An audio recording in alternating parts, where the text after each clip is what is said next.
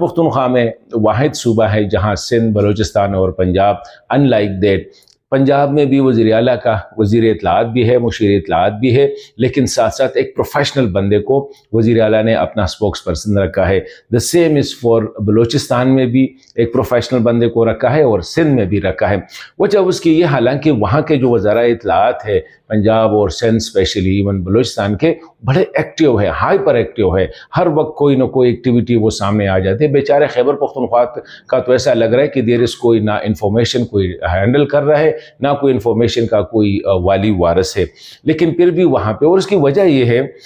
कि वज़ीर आला को भी पता होता है कि ये जो वज़ीर इत्तलाआत या मुशीर इत्तलाआत होते हैं ये सियासी लोग होते हैं, वो वज़ीर आला से ज़्यादा अपने आप की प्रोजेक्शन करते हैं, वो हुकूमत से ज़्यादा अपने तारीफ़ें या मीडिया में ज़्यादा कर देते हैं। तो इस तरह जब प्रोफेशनल बंदों को रखा जाता है तो फिर वो वज़ीर आला और हुकूमत की प्रोजेक्शन कर रही है। तो इस